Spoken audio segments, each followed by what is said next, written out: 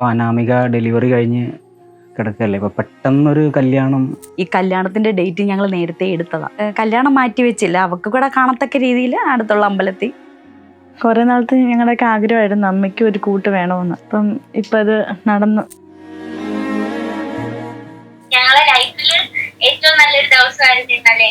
ഞങ്ങൾ എല്ലാവരും ഫാമിലി ആയിട്ട് മാറി. അമ്മ മാത്രം ഒറ്റപ്പെട്ടു പോകുന്നത് ഒരു ചെറിയ ഫീൽ ഉണ്ടായിരുന്നു. ഞങ്ങൾ ഉണ്ടായിരുന്നെങ്കിൽ ഒരു സങ്കടമായിരുന്നു. അമ്മേന്റെ ചെറുപ്പത്തിലല്ലേ അച്ഛൻ മരിച്ചു പോയേക്ക്. അപ്പം ഇത്രയും ഒരുപാട് സ്ട്രഗിൾ ചെയ്തിട്ട് അമ്മ മുന്നോട്ട് വന്നിട്ട് ഈ ഒരു ലൈഫൊക്കെ അമ്മയ്ക്ക് കിട്ടിയത്. അപ്പൊ ഞങ്ങളെ ഭാഗത്തുനിന്ന് ഞങ്ങൾ ചെയ്തു കൊടുക്കണം തോന്നി. ഞങ്ങൾ എല്ലാവരും ഒന്നിച്ച് നിന്ന്. ഞാൻ ചെന്നൈന്റെ ഐശ്വര്യമാണ്. സ്ത്രീ എന്ന് പറഞ്ഞു കഴിഞ്ഞാൽ കൂടുതൽ സമൂഹത്തിൽ നിന്നുള്ള ചോദ്യങ്ങളും അവർക്കൊരു ജീവിതം വേണമെന്ന് അവർ ചിന്തിച്ചല്ലേ ചെയ്യേണ്ടത്. അങ്ങനെ ചിന്തിക്കുമ്പോൾ അമ്മയ്ക്ക് ഇത്ര ലേറ്റ് ആയെന്ന് എനിക്കും തോന്നുന്നുണ്ട്. പക്ഷെ ഇപ്പം കറക്റ്റ് ടൈമാണ്. കാരണം അമ്മയ്ക്ക് ഒരു കൂട്ട് വേണമല്ലോ. ചില കമൻറ്റുകൾ വരുന്നത് ഇതിനെക്കാട്ടി നല്ല ആളെ കിട്ടുമായിരുന്നല്ലോ. അത് കമന്റ് കാണുന്നവര് ജസ്റ്റ് ആ വീഡിയോ അല്ലേ കണ്ടിട്ടുള്ളൂ. ഒരാളുടെ മനസ്സ് ഒരു വീഡിയോക്കകത്തൂടെ ഒരാളുടെ മനസ്സറിയാൻ പറ്റത്തില്ല. ഒന്നാമത് നല്ലൊരു മനസ്സ്, ഈ അമ്മമാർക്ക് ഒരു ആപത്ത് വന്നാൽ ഓടി വരത്തക്ക രീതിയിൽ ഒരു മനസ്സുള്ള ഒരാളെയല്ലേ നമ്മൾ നോക്കുന്നത്. കല്യാണം എന്ന് പറയുന്ന പേഴ്സണൽ ആയിട്ടുള്ള ഒരു സ്ഥാപനമായിട്ടൊരു ബന്ധമില്ല. അപ്പോൾ നമ്മുടെ കല്യാണം അത്ര പരസ്പരം നമ്മൾ മനസ്സിലാക്കി ജീവിക്കും. ലവ് മാരേജ് ആയിരുന്നോ? എല്ലാവർക്കും ഇതിൽ ഒരു സമ്മതം ആയിരുന്നു. അമ്മയ്ക്ക് ആദ്യമേ സമ്മതമല്ലായിരുന്നു. അളിയനും വർഷയും ഞാനും എല്ലാവരോടും പറഞ്ഞ് ഒരു വിധത്തിൽ നമ്മൾ റെഡിയാക്കി എടുത്തു. അപ്പൊ മക്കളിങ്ങനെ നിർബന്ധിച്ചു, അങ്ങനെ കല്യാണത്തിന് സമ്മതിച്ചു. കല്യാണം കഴിഞ്ഞു. എങ്ങനെയാണ് പുള്ളിയെ പരിചയപ്പെടുന്നത്? എങ്ങനെയാണ്? എനിക്ക് നേരത്തെ അറിയാം, പത്തനാപുരത്തുള്ള വീടിന്റെ അടുത്തുള്ള 10-12 വർഷം മുന്നേ ഞാൻ മിണ്ടിയിട്ടുണ്ട്. ഞങ്ങൾ അധികം അങ്ങനെ സംസാരിച്ചിട്ടൊന്നും ഇല്ലായിരുന്നു.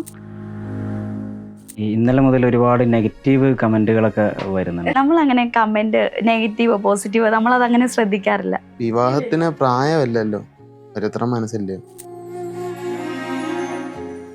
അമ്മ ആദ്യമൊന്നും ഇതിന് തയ്യാറല്ലായിരുന്നു. ഇനിയൊരു ജീവിതം വേണ്ട, നല്ല പ്രായമായി, ഇനി ഇങ്ങനൊന്നും വേണ്ട എന്നൊക്കെയാ അമ്മ പറയുന്നത്.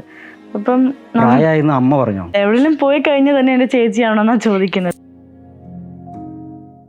അച്ഛനെ ഇപ്പൊ എന്താ വിളിക്കുന്നത് നിങ്ങൾ? ഇങ്ങനെ തുടങ്ങും. അച്ഛനോ അച്ഛനോ അങ്ങനെ നമ്മള് അങ്ങനെ വിളിച്ചിട്ടില്ല. ഞാൻ ഇടയ്ക്ക് ചാച്ചാന്നൊക്കെ പറഞ്ഞിങ്ങനെ തമാശ ഇങ്ങനെ കളിയാക്കും. ഹണിമൂണ് പോണെന്ന് പറയുന്നുണ്ടോ അമ്മ? പറയുന്നുണ്ട്. എന്തായാലും ഇപ്പോഴേ അങ്ങനെയൊന്നും പോക്കില്ല. അനാമിയൊക്കെ റെഡി ആയിട്ട് ഇറങ്ങിയതിന് ശേഷമേ ഉള്ളൂ. വാട്സാപ്പ് വഴി ഇംഗ്ലീഷ് പഠിക്കാൻ ഇംഗ്ലീഷ് കഫേ ഉള്ളപ്പോൾ ഇംഗ്ലീഷ് ഒരു വിഷയമേ അല്ല. English cafe presents you the perfect English. English cafe, we present you the perfect English. WhatsApp now 9633388575. നമസ്കാരം. മലയാളക്കരയെ ഒന്നടങ്കം ഞെട്ടിച്ച ഗംഭീര ഒരു വിവാഹമായിരുന്നു കഴിഞ്ഞ ദിവസം നടന്നത്. നമ്മളിപ്പോൾ ഉള്ളത് ജീവമാതാ കാരുണ്യ ഭവനിലാണ്. അവിടുത്തെ ഫാമിലിയാണ് ഇന്ന് നമ്മളുടെ കൂടെ ഉള്ളത്. നമസ്കാരം. ഇന്നലെ ഒരു മംഗളകർമ്മം നടന്നു. എന്താണ് പറയാനുള്ളത് വിഷ്ണു, വർഷ? ഇന്നലെ നമ്മുടെ കല്യാണമായിരുന്നു. അവിടെ നമ്മുടെ തേപ്പുപാറ അമ്പലത്തിൽ വെച്ചിട്ടായിരുന്നു ചടങ്ങ്. കുറച്ച് പേരേ ഉള്ളായിരുന്നു. നല്ല രീതിയിൽ അത് അടിപൊളിയാക്കി. വർഷ എന്താ പറയാനുള്ളത്? പറയാനുള്ളത് കുറെ നാളത്തെ ഞങ്ങളുടെയൊക്കെ ആഗ്രഹമായിരുന്നു അമ്മയ്ക്ക് ഒരു കൂട്ട് വേണമെന്ന്. അപ്പം ഇപ്പം അത് നടന്നു. വളരെ സന്തോഷമുണ്ട്. 2 മക്കളുടെ കാര്യങ്ങളും പറഞ്ഞതിന് ശേഷം അമ്മയുടെ അടുത്ത് ചോദിക്കാമെന്ന് വിചാരിച്ചിട്ടാണ് ആദ്യം രണ്ടുപേരും നിങ്ങളുടെ അടുത്ത് ചോദിച്ചത്. ഇനി അമ്മയുടെ അടുത്ത് ചോദിക്കാം. അമ്മ എന്താണ്? മക്കളിങ്ങനെ അവർക്കൊക്കെ ഒരു കൂട്ടായി.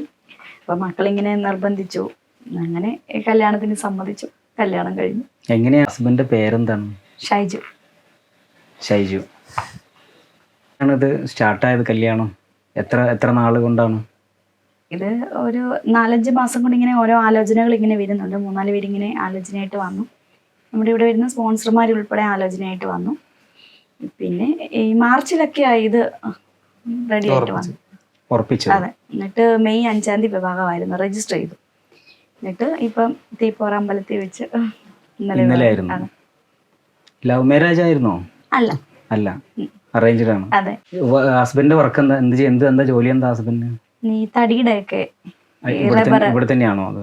അല്ല ഈ ഓരോ സൈറ്റിലാ റബ്ബറിന്റെ ഒക്കെ. എങ്ങനെയാണ് ആദ്യം പുള്ളിയെ പരിചയപ്പെടുന്നത് എങ്ങനെയാണ്? എനിക്ക് നേരത്തെ അറിയാം, പത്തനാപുരത്തുള്ള വീടിന്റെ അടുത്തുള്ളതാ, നേരത്തെ അറിയാവുന്നതാണ്. പിന്നെ ഞങ്ങൾ അധികം അങ്ങനെ സംസാരിച്ചിട്ടൊന്നും ഇല്ലായിരുന്നു. ഇപ്പം കഴിഞ്ഞ മാർച്ച് എൻ്റെ മോൻ്റെ പാല് കാച്ചായിരുന്നു, മാർച്ച് 14-ാം തീയതി. അതിന് 2 ആഴ്ചയ്ക്ക് മുന്നേ ഇവിടെ ഒരു നമ്മളെ സ്പോൺസറിങ്ങിൻ്റെ ആവശ്യമായിട്ട് ഇവിടെ വന്നിട്ടുണ്ടായിരുന്നു. അപ്പം മോൻ്റെ കല്യാണത്തിന് ഇങ്ങനെ ക്ഷണിച്ചു. അങ്ങനെ കല്യാണമൊക്കെ പാലുകാച്ചൊക്കെ കഴിഞ്ഞിട്ട്, പാലുകാച്ചിന് വന്നു, പാലുകാച്ചൊക്കെ കഴിഞ്ഞിട്ടാണ് ഇങ്ങനെ ആലോചനയായിട്ട് വന്നേ. അപ്പം ഇങ്ങനെ കുറേ ആലോചന വന്നിട്ടുണ്ടായിരുന്നു. അപ്പം അതിൻ്റെ കൂട്ടത്തിൽ ഇത് വന്ന് എൻ്റെ മരുമോൻ സംസാരിച്ചു. അവർ എല്ലാം അങ്ങോട്ടും ഇങ്ങോട്ടും എല്ലാം സംസാരിച്ച് കഴിഞ്ഞിട്ടാണ് എല്ലാം ഓക്കെ ആക്കിയത്. പുള്ളിയുടെ ആദ്യ വിവാഹമായിരുന്നു? അതെ, ആദ്യ വിവാഹം. ആദ്യമായിരുന്നു. പുള്ളി ഇവിടെ തന്നെ സ്ഥിരമായിട്ടാണോ അല്ലെങ്കിൽ പുറത്തേക്ക് എവിടെങ്കിലും പോകുന്ന ആളാണോ, എങ്ങനെയാണ്? അല്ല, അങ്ങനല്ല. വർക്ക് വരുമ്പോഴത്തേന് ഇന്ന് ഇവിടെ കാണണ്ടായിരുന്നു. ചണ്ണപ്പേട്ടയില് എസ്റ്റേറ്റില് പണി തുടങ്ങിയെന്ന് അറിയും. അന്നേരം വർക്കുള്ളപ്പോഴത്തേന് പോയിട്ട് വൈകിട്ട് വരും. എല്ലാവർക്കും ഇതില് ഒരു സമ്മതം ആയിരുന്നു ഈ വിവാഹത്തിലേക്ക്? അമ്മയ്ക്ക് ആദ്യമേ സമ്മതമല്ലായിരുന്നു. പിന്നെ അളിയനും വർഷയും ഞാനും എല്ലാവരോടും ഇത് പറഞ്ഞ് ആദ്യമേയൊക്കെ കളിയായിട്ട് തമാശയായിട്ട് പറയുമായിരുന്നു. പിന്നെ പറഞ്ഞ് ഒരു വിധത്തിൽ നമ്മൾ റെഡിയാക്കി എടുത്തു. എന്താ പറയാനുള്ളത്? ഇങ്ങനെ പറയാനുള്ളത്, അമ്മ ആദ്യമൊന്നും ഇതിന് തയ്യാറല്ലായിരുന്നു. ഇനിയൊരു ജീവിതം വേണ്ട, നല്ല പ്രായമായി, ഇനി ഇങ്ങനൊന്നും വേണ്ട എന്നൊക്കെയാ അമ്മ പറയുന്നത്. അപ്പം അമ്മ തന്നെ പറയും. ഇല്ല, എവിടെയും പോയി കഴിഞ്ഞ് തന്നെ എന്റെ ചേച്ചിയാണോന്നാ ചോദിക്കുന്നത്. ചേച്ചിയാണെന്ന് പണ്ട് അങ്ങനെയായിരുന്നു. ഞങ്ങള് എന്റെയും വർഷയുടെയും കല്യാണത്തിന് മുന്നേ ഞങ്ങൾ ഈ റീൽസ് ഒക്കെ എടുക്കുമായിരുന്നു. അന്നില്ല ടിക്ടോക്ക് ആയിരുന്നല്ലോ. അങ്ങനെ റീൽസ് ഒക്കെ എടുക്കുമ്പോ അതിനകത്ത് ചോദിക്കും ചേച്ചി അനീതിയാണ്. എന്റെ കൂട്ടുകാർ വരെ മെസ്സേജ് അയക്കായിരുന്നു, സന്തൂർ മമ്മിയാണ്. അങ്ങനെയൊക്കെ ഒത്തിരി മെസ്സേജ്. അമ്മ പറയുന്നത് അമ്മ പ്രായമായി എന്നൊക്കെ പറഞ്ഞ് ഇനി എനിക്കൊരു ജീവിതം വേണ്ട എന്നാ അമ്മ പറയുന്നത്. പുറത്തുനിന്ന് ആരും കാണുമ്പോ പറയുന്നുണ്ടോ പ്രായം? ഇല്ല, ഒരിക്കലും ഇല്ല. ആരും വിശ്വസിക്കുന്നില്ല അമ്മയാണ്. കടയിലൊക്കെ പോകുമ്പോ ചോദിക്കുമായിരുന്നു. ഞാൻ അമ്മ വിളിക്കുമ്പോ ആൾക്കാർ ചോദിക്കും അമ്മയാണോ, കണ്ടാ പറയത്തില്ലെന്ന് ഇങ്ങോട്ട് വന്ന് പറയും. ഈ പ്രായത്തിൽ ഇപ്പോ മോശമായും തോന്നുന്നുണ്ട് ഈ ആരെങ്കിലൊക്കെ പുറത്തുനിന്ന് പറയുമ്പോ കല്യാണം കഴിക്കുന്ന ബന്ധുക്കളോ അങ്ങനെ ആരെങ്കിലും എന്തെങ്കിലും പറയുന്നല്ലോ? വിവാഹത്തിന് പ്രായമല്ലല്ലോ, ഓരോരുത്തര മനസ്സില്ലേ. ഇപ്പൊ തന്നെ ഈ കല്യാണം കഴിഞ്ഞത് കണ്ടപ്പോ എന്റെ ഫ്രണ്ട്സ് ഒക്കെ കൺഗ്രാറ്റ്സ് വിളിച്ചു പറഞ്ഞു. ഞാൻ ആരോടും പറഞ്ഞില്ലായിരുന്നു. അപ്പൊ പറഞ്ഞതൊന്നും പറയാൻ ഞാൻ വരത്തില്ലായിരുന്നു എന്നൊക്കെ എന്റെ ഫ്രണ്ട്സ് ചോദിച്ചത്. അല്ല ഇനി എന്തിനാ അങ്ങനൊന്നും ആരും ചോദിച്ചില്ല. എല്ലാവർക്കും സന്തോഷമായിട്ട്.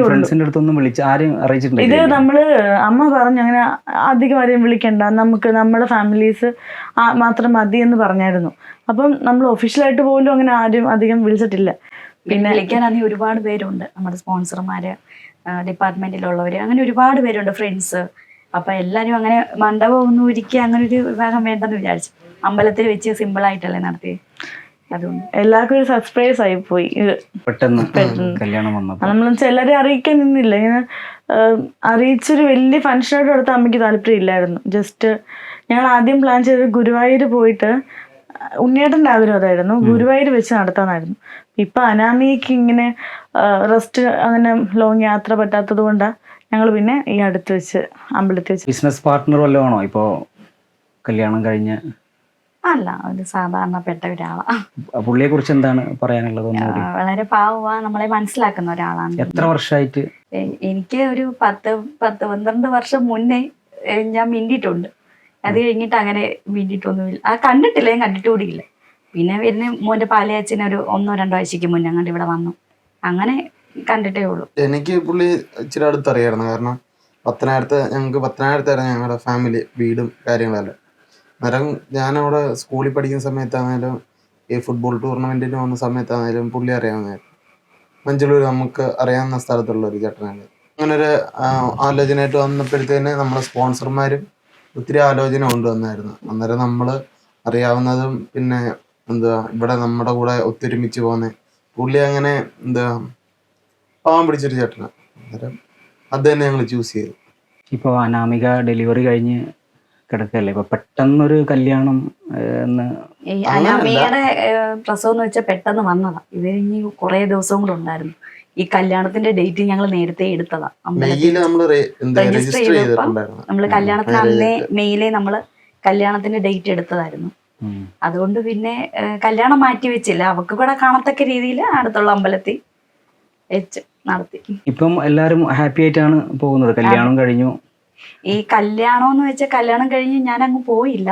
ഉം. കല്യാണം കഴിഞ്ഞിട്ട് അന്നേരം മുതൽ ഇവിടെ തന്നെ ഉണ്ട്. ആ കല്യാണത്തിന് ശകലനേരം അമ്പലത്തിൽ പോയി നിന്നതേ ഉള്ളൂ.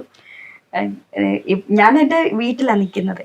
കുഞ്ഞിനെ നോക്കാൻ ഇപ്പം അവിടെ അമ്മയുണ്ട്, പിന്നെ ഞാൻ പോയി നോക്കുന്നുണ്ട്, പിന്നെ എൻ്റെ അമ്മ വരുന്നുണ്ട്. അമ്മയുണ്ടെന്ന് വെച്ചാൽ ഇവരുടെ അച്ഛൻ്റെ അമ്മ അവിടെ തന്നെ സ്റ്റേ ചെയ്ത് കുഞ്ഞിനെ അവരെ നോക്കുന്നുണ്ട്. ഇന്നലെ മുതൽ ഒരുപാട് നെഗറ്റീവ് കമന്റുകളൊക്കെ വരുന്നുണ്ട്. അപ്പൊ അതിനോട് എന്തൊക്കെയാണ് പറയാനുള്ളത്? നമ്മൾ അങ്ങനെ കമന്റ് നെഗറ്റീവോ പോസിറ്റീവോ നമ്മളത് അങ്ങനെ ശ്രദ്ധിക്കാറില്ല. ഒത്തിരിയും കൂടുതലും പോസിറ്റീവായിട്ട് പിന്നെയെന്ന് വെച്ചാൽ നമ്മളെ സഹായിക്കുന്ന ഒരുപാട് സ്പോൺസർമാരുണ്ട്, നമ്മളെ അറിയുന്ന ഒരുപാട് പേരുണ്ട്. അവരെല്ലാം എനിക്ക് മെസ്സേജ് അയക്കുന്നുണ്ട്. അവരൊക്കെ ഒരുപാട് പ്രാവശ്യം എൻ്റെ അടുത്ത് പറഞ്ഞ കാര്യങ്ങൾ തന്നെ നടന്നത്. അവരൊക്കെ ഒരുപാട് സന്തോഷമായിട്ട് മെസ്സേജ് അയച്ചിട്ടുണ്ട്. ഹണിമൂണ് പോണെന്ന് പറയുന്നുണ്ടോ? പറയുന്നുണ്ട്. പറഞ്ഞു വിടുന്നു. എവിടെ പോകാനാ പറയണേ? അങ്ങനെ പ്ലാൻ ചെയ്തിട്ടൊന്നും ഇല്ല. ഒന്നിച്ചു പോകാനാണോ അല്ലെങ്കിൽ അമ്മയുടെ അടുത്തോ അവരെ ഒറ്റക്ക് പോകാൻ പറയാനാണോ? എങ്ങനെ, എന്താണ്? അല്ല, ആദ്യം ഒരു ഒറ്റയ്ക്ക് പോയിട്ട് വരണം. പിന്നെ അമ്മയ്ക്ക് ഏറ്റവും ഇഷ്ടം എല്ലാവരും കൂടെ ഫാമിലി ആയിട്ട് പോകാനാ ഇഷ്ടം. ഒറ്റക്ക് പോകാനാണോ? അല്ലല്ല, ഫാമിലി ആയിട്ട്. അമ്മ ഒറ്റയ്ക്ക് എങ്ങനെയെങ്കിലും പോലും ഇഷ്ടപ്പെടുന്നില്ല. എല്ലാം ഫാമിലി ആയിട്ട് ഒരുമിച്ച് എവിടെയെങ്കിലും പോകുന്നതാണ് അമ്മയ്ക്ക് ഇഷ്ടം. എന്തായാലും ഇപ്പോഴേ അങ്ങനെയൊന്നും പോക്കില്ല. അനാമിയൊക്കെ റെഡി ആയിട്ട് ഇറങ്ങിയതിന് ശേഷമേ ഉള്ളൂ. എല്ലാവരും കൂടെ ചേർന്നൊരു വട്ടം ഒന്ന് കറങ്ങാൻ പോതേ ഉള്ളൂ. ചില കമന്റുകൾ വരുന്നത് ഇതിനെക്കാട്ടി നല്ല ആളെ കിട്ടുമായിരുന്നല്ലോ എന്നൊക്കെ ഒരു കമന്റുകൾ ചിലത് വരുന്നുണ്ട്.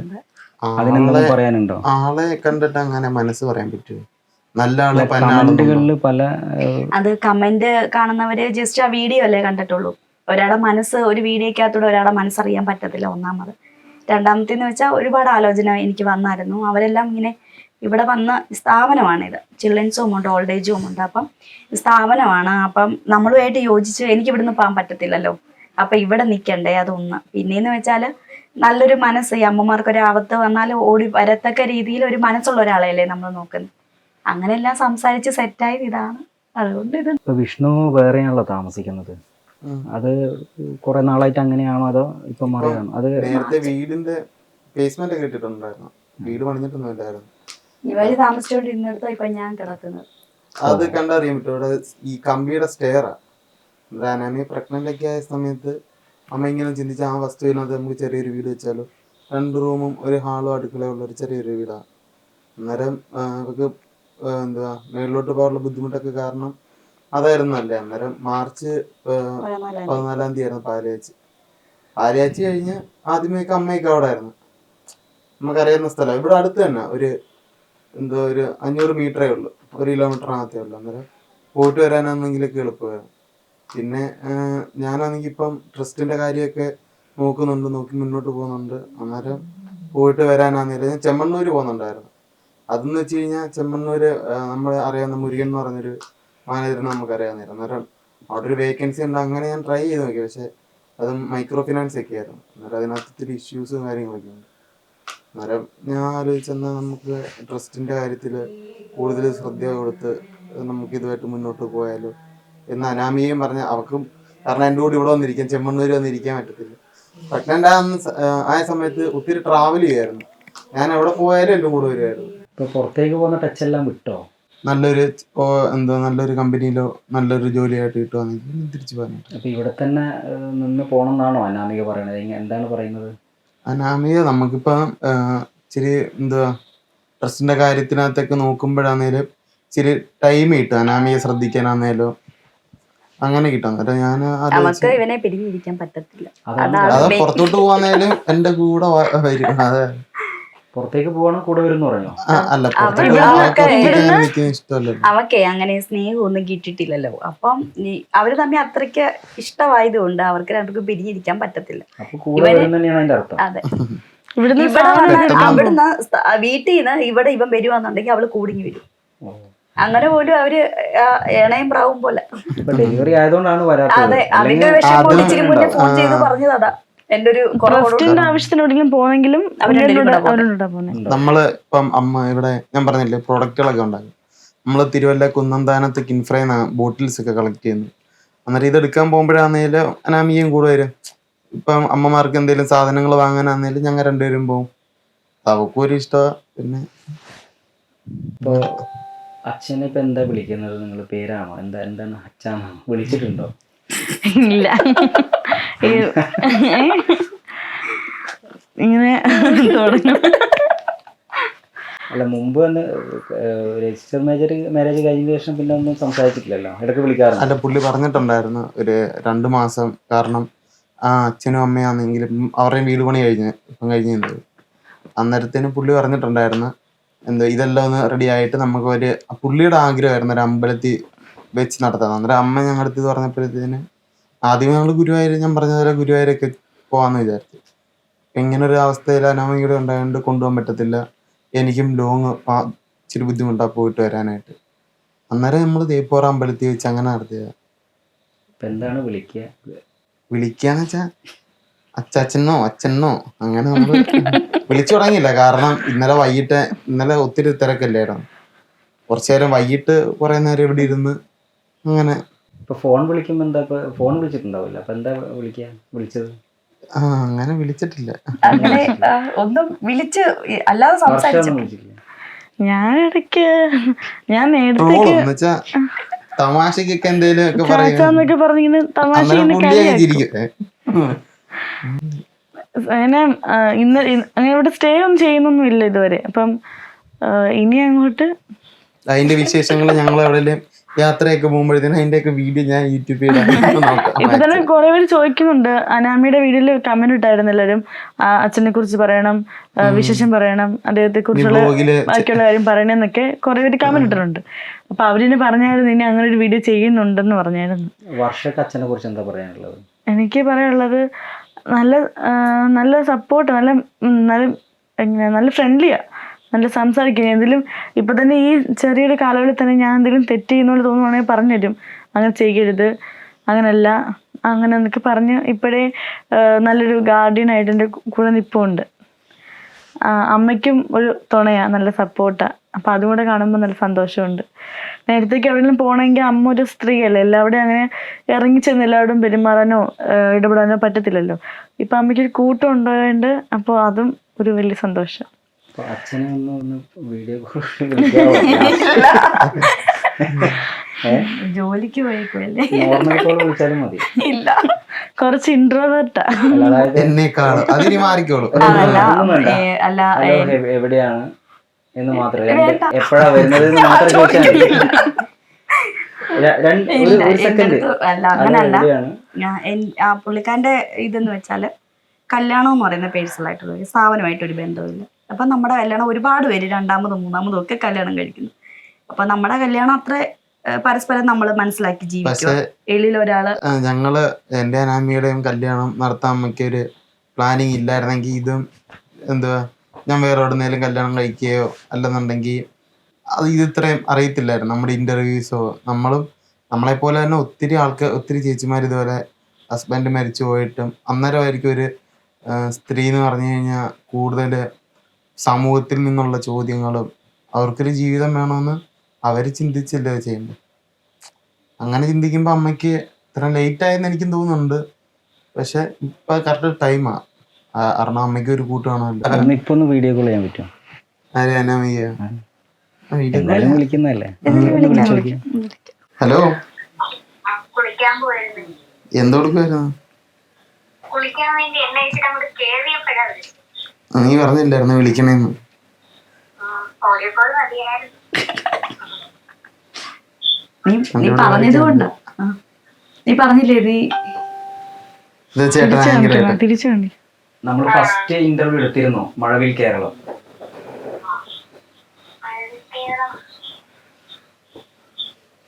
നമ്മൾ ആദ്യം ഞാനല്ല, നമ്മള് ആങ്കർ ആണ് വന്നെടുത്തത്.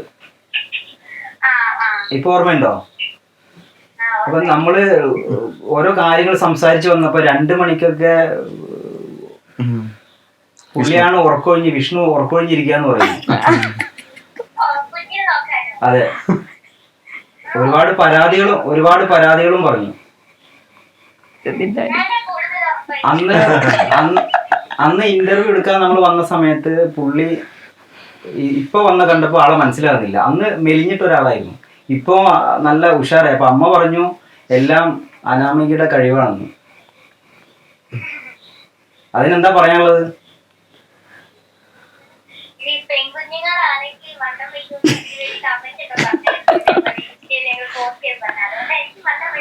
അല്ല അപ്പൊ ഈ കമന്റ് ഇടുന്നവർക്ക് എന്താണ് മറുപടി പറയാനുള്ളത്? എന്താ പോസിറ്റീവ് കമന്റ്? അതെ, പോസിറ്റീവ് കമന്റ് ഒത്തിരി സന്തോഷം. നമ്മളെ സ്നേഹിക്കുന്ന ഒത്തിരി പേരുണ്ട്. നെഗറ്റീവ് ഇടുമ്പോഴത്തേക്ക് അത് മൈൻഡ് ആയിട്ടെന്ന് പറഞ്ഞ് ഒത്തിരി പേര് മെസ്സേജ് അയക്കാൻ സപ്പോർട്ട് ചെയ്യുന്നുണ്ട്. ഇന്നലെ ഒരു നല്ലൊരു മംഗള കർമ്മമായിരുന്നു ഇവിടെ. എന്താണ് പറയാനുള്ളത്? ഞങ്ങൾ ഒത്തിരി ഹാപ്പിയാണ്. ഞങ്ങളെ ലൈഫിൽ ഏറ്റവും നല്ലൊരു ദിവസമായിരുന്നു ഇന്നലെ. ഞങ്ങൾ എല്ലാരും ഇപ്പൊ പുറത്തോട്ടൊക്കെ പോകുമ്പോഴായാലും ഞങ്ങള് മസീദിക്ക് കൂട്ടായിട്ട് സുഹൃത്തായിട്ടുണ്ട്, ഉണ്ണേണ്ണൻ ഇപ്പൊ എനിക്കുണ്ട്. അപ്പൊ അമ്മ ഒറ്റയ്ക്ക് ഇങ്ങനെ ഇരിക്കുമ്പോഴത്തേക്ക് അതൊക്കെ ഞങ്ങൾക്ക് ചെറിയൊരു വിഷമം ഉണ്ടാക്കുന്ന കാര്യമൊക്കെ ആയിരുന്നു.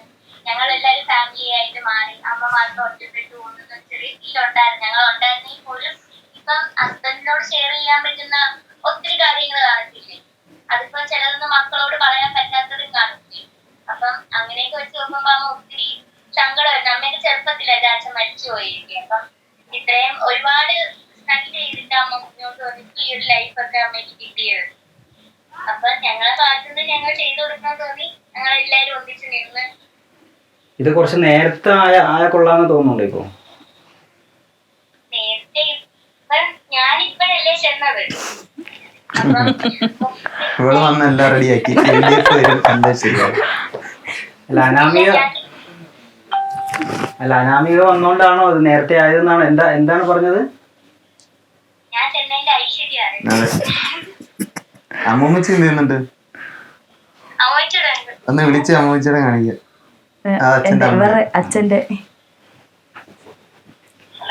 ഹലോ, ഒരുപാട് ക്വസ്റ്റ്യങ്ങൾ ചോദിച്ചതാണ്. അപ്പൊ വീഡിയോ കോൾ വിളിക്കാൻ പറഞ്ഞു, അങ്ങനെ വിളിച്ചതാണ്. അപ്പൊ കുറച്ച് കാര്യങ്ങൾ സംസാരിച്ചു. ഇപ്പൊ ഒരു കല്യാണമൊക്കെ കഴിഞ്ഞു ഇവിടെ. എന്താണ് പറയാനുള്ളത്? പുതിയ ആളൊക്കെ വന്നു, എന്താണ് പറയാനുള്ളത്?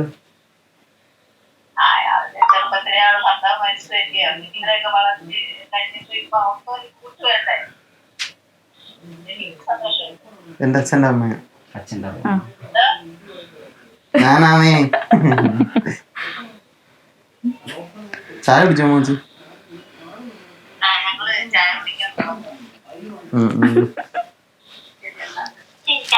വെക്കുവാണോ? ശരി, അങ്ങോട്ട് വരാമേ.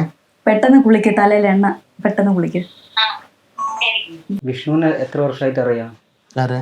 പുള്ളിയെ? പുള്ളി എനിക്കൊരു ഒരു 7-8 വർഷം മുന്നേ അറിയാൻ തോന്നുന്നു. 8 വർഷം മുമ്പ് അറിയാം. ഞാൻ 2014 +2 കഴിഞ്ഞായിരുന്നു. +2 അല്ലല്ലോ, 10th കഴിഞ്ഞു. അത് സെന്റ് സ്റ്റീവൻസ് പത്തനാപുരം സ്കൂളിലാണ് പഠിച്ചത്. അന്നേരം മുതലേ അറിയാം. കാരണം ഞങ്ങളുടെ വീടും ചേട്ടൻ്റെ വീടിൻ്റെ ഒക്കെ അടുത്ത അമ്പലങ്ങളുണ്ടല്ലോ. നമ്മുടെ വീടിൻ്റെ അമ്പലമുണ്ട്. അന്നേരം ഉത്സവത്തിനൊക്കെ പോകുമ്പോഴത്തേന് പുള്ളി അറിയാം. അവിടെ മറ്റേ ഇതിനകത്തൊക്കെ ഉണ്ടായിരുന്നു, കമ്മിറ്റിയിലൊക്കെ ഉണ്ടായിരുന്നു. അന്നേരം പുള്ളിയെ നേരത്തെ അറിയാവുന്നതായിരുന്നു. പിന്നെ വലിയ ടച്ചൊന്നും ഇല്ലായിരുന്നു. പിന്നെ ദുബായിലൊക്കെ പോയിട്ട് വന്നപ്പോഴാണേലോ, പിന്നെ കല്യാണമൊക്കെ കഴിഞ്ഞ് പാല് വെച്ചിന് വന്നപ്പോഴാണ്. കല്യാണത്തിനും നമ്മൾ ക്ഷണിക്കാനൊന്നും പറ്റിയില്ല. കാരണം നമ്മൾ അറിഞ്ഞില്ല നമ്മുടെ കുടുംബത്തിലേക്ക് പുതിയ ഒരാളാ, അങ്ങനെ നമ്മൾ വിളിച്ചൊന്നുമില്ലായിരുന്നു. പക്ഷെ പാലയച്ചിനെ വിളിച്ചപ്പോഴത്തേന് പുള്ളി വന്നു. അതിന് മുന്നേ ഇങ്ങനെ വന്ന് അന്വേഷിക്കുകയും കല്യാണം കഴിക്കാൻ. അന്നേരം ഒത്തിരി സ്പോൺസർമാർ ഉൾപ്പെടെ തിരക്കാറുണ്ടായിരുന്നു. പിന്നെ അളിയൻ അതിനകത്തു നിന്നൊക്കെ നോക്കി സ്പോൺസർമാരാന്നേലും കല്യാണം കഴിഞ്ഞാൽ അവിടെ പോകണം, അവിടെ നിൽക്കണമെന്നൊക്കെ. പക്ഷെ അമ്മയും വർഷയാന്നേലോ അളിയനുമായിട്ടാന്നേലോ ഞാനുമായിട്ടാന്നേലോ ഇത്ര അറ്റാച്ചാണ്. അന്നേരം പോകാനെ കൊണ്ടുള്ള ബുദ്ധിമുട്ടൊക്കെ ഉണ്ട്. അന്നേരം എന്തുകൊണ്ടും ഇതാ നല്ല ഇവിടെ നിന്ന് ഇല്ലെന്നുണ്ടെങ്കിൽ പോയിട്ട് വരാമല്ലോ. ഷൈജോണ്ണാന്നേലും ഇപ്പം പോയിട്ട് വരാമല്ലോ. അങ്ങനെ ആദ്യം ഇങ്ങോട്ടാണ് ആലോചന, ഒന്നേലും അങ്ങോട്ടേക്കോ എങ്ങനെയാണ്? ഷൈജോണ്ണ ഇങ്ങോട്ട് ചോദിച്ചായിരുന്നു. ഇങ്ങനെ നമ്മൾ പറഞ്ഞിട്ടുണ്ടായിരുന്നു, ഇങ്ങനെ ഇത് നമ്മൾ ആലോചിച്ച് നോക്കുന്നുണ്ടെന്ന് അങ്ങോട്ട് ഇങ്ങനെ സൂചിപ്പിച്ചായിരുന്നു.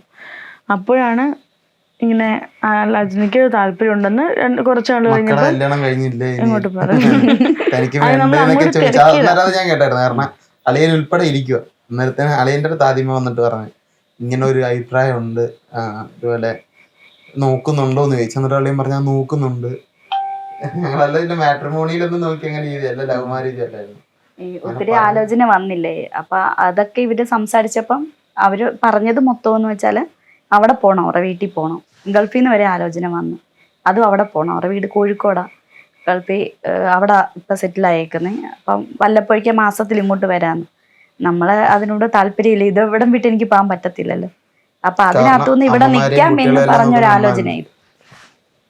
ഇനിയിപ്പോ പുള്ളിയും ഇതിന്റെ കൂടെ നിങ്ങളുടെ കൂടെ ഭാഗമായിട്ടുണ്ടാവുമോ? അങ്ങനല്ല, അല്ല എന്ത് ഏട്ടനെന്ന് വെച്ചാൽ ഏട്ടന്റെ ജോലിയാ, അവിടെ ഒരു ജോലിയാണ് മെയിൻ.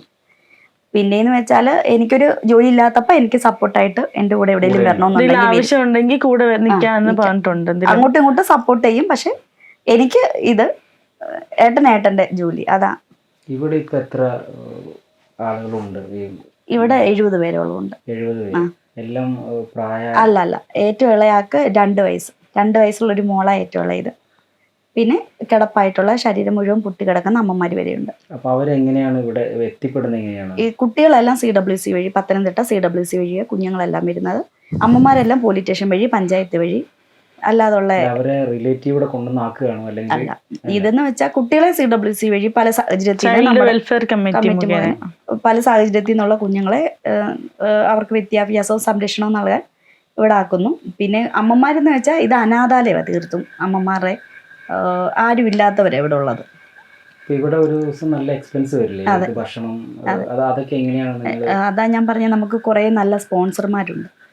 നമുക്ക് ഈ വിശേഷ ദിവസങ്ങളിൽ ഇവിടെ ഭക്ഷണം കൊടുക്കാൻ സ്പോൺസർമാരുണ്ട്. പിന്നെ കുഞ്ഞുങ്ങളെ നമുക്ക് സ്പോൺസറിങ് ചെയ്യുന്നുണ്ട്. അങ്ങനെയൊക്കെ. പിന്നെ ഞങ്ങൾക്ക് കുറേ പ്രോഡക്റ്റ് ഉണ്ട്. ഞങ്ങളിപ്പം മറൈമിലിൻ്റെ പ്രോഗ്രാമിന് ഞങ്ങൾ ഇപ്പം തന്നെ 3 സ്റ്റാൾ നടന്നുകൊണ്ടിരിക്കുക. പിന്നെ പത്തനംതിട്ട സാമൂഹ്യനീതി വകുപ്പിൻ്റെ സ്റ്റാൾ വരെ ഞങ്ങൾക്ക് കിട്ടുന്നത്. ഞങ്ങളുടെ ഐറ്റം ഈ പറഞ്ഞ അനാമിയുടെ കാര്യം പറഞ്ഞപ്പോഴാണെങ്കിലും ഈ സാമൂഹ്യനീതി വകുപ്പിന്റെ ശംലമ്മയുടെ ഒക്കെ നമുക്കത് സ്റ്റാൾ അനുവദിച്ചിരുന്നത്. സാമൂഹ്യനീതി വകുപ്പിന്റെ കീഴിലുള്ള നമ്മുടെ ഓൾഡ് ഏജ് ഹോമാണിത്. സൗജന്യമായിട്ട് സ്റ്റോൾ ലഭിക്കുന്നു. അങ്ങനെ നമ്മുടെ അമ്മമാരുണ്ടാക്കുന്ന, ഏറ്റവും കൂടുതലും അമ്മമാരുണ്ടാക്കുന്ന പ്രോഡക്റ്റ് നമുക്കുള്ളത്. Gel candle, Harpic, dish wash, hand wash, അങ്ങനെ എല്ലാം ക്ലീനിങ് ഐറ്റംസ് ആയിട്ടൊക്കെ ഉണ്ടാക്കുന്നത്. അവിടെ സ്റ്റാളിട്ട് വീണ ജോർജ് മന്ത്രിയൊക്കെ വന്നിട്ടുണ്ടായിരുന്നു. അനാമിക അവിടെ നിൽക്കുന്നുണ്ട്. അനാമികയുടെ കയ്യിലൊക്കെ പിടിക്കുകയും ഫോട്ടോ ഒക്കെ എടുത്തിട്ടാണ് മേഡം പോയത്. അങ്ങനെ അവിടെ സ്റ്റാൾ കിട്ടുമ്പോൾ അതൊക്കെ ഒരു വരുമാനമാണ്. പിന്നെ ഏറ്റവും കൂടുതൽ ചിലവെന്ന് പറഞ്ഞു കഴിഞ്ഞാൽ ഈ അമ്മമാരുടെ ഡൈപ്പറിനും മെഡിസിനൊക്കെ. കാരണം ഡൈപ്പറിനൊക്കെ പറഞ്ഞാൽ കിടപ്പിലായിട്ടുള്ള അമ്മമാരൊക്കെ ഉണ്ട്. അവർ കിടക്കിൽ തന്നെ ഈ മോഷനും കാര്യങ്ങളൊക്കെ ആകുമ്പം നമ്മൾ ഡൈപ്പറൊക്കെ യൂസ് ചെയ്യും. അന്നേരം ഒരു ദിവസം തന്നെ 10-15 ഡൈപ്പറോളം ഒക്കെയാണ് യൂസ് ചെയ്യുന്നത്. കാരണം 40-45 അമ്മമാരോളം ഉണ്ട് നമുക്ക്. ഒരു ദിവസം എത്ര ചെലവ് വരുന്നുണ്ട് ഇവിടെ? നോർമലി ഇപ്പോൾ വന്നാൽ 16,000 രൂപ ഒരു ദിവസം നമുക്ക് രാവിലെ, ഉച്ചയ്ക്ക്, വൈകിട്ടൊക്കെ എല്ലാം കൊടുക്കണ്ടേ? നോർമലി ഫുഡ് ഉൾപ്പെടെ അല്ല, അല്ലാണ്ട് ഉള്ള ചെലവ്. പിന്നെന്ന് വെച്ചാൽ ഈ അന്നദാനത്തിന് സദ്യ ആയിട്ടൊക്കെ അല്ലേ നടത്തുന്നത്. അപ്പൊ അവര് നേരത്തെ നമ്മളെ വിളിച്ച് ബുക്ക് ചെയ്തിട്ട് അവര് ഫാമിലി ആയിട്ട് വരും. കൂടുതൽ ദിവസം നമുക്ക് അന്നദാനമൊന്നും ഇല്ല. അന്നേരത്തേനെന്ന് വെച്ച് കഴിഞ്ഞാൽ നമുക്ക് അറിയാവുന്ന നമ്മുടെ സങ്കടങ്ങൾ പറയുമ്പോഴത്തേന് സഹായിക്കുന്ന സ്പോൺസർമാരുണ്ട്. ഈ ഒരു ചാക്ക് അരിയൊക്കെ ഇങ്ങനെ എടുത്തു തരികയും അങ്ങനെയൊക്കെ സഹായിക്കും. കാരണം അന്നേരം ഒരു ദിവസം അന്നദാനത്തിൻ്റെ കുറവാണെങ്കിൽ നമുക്ക് പച്ചക്കറി മാത്രം വാങ്ങിച്ചാൽ മതി.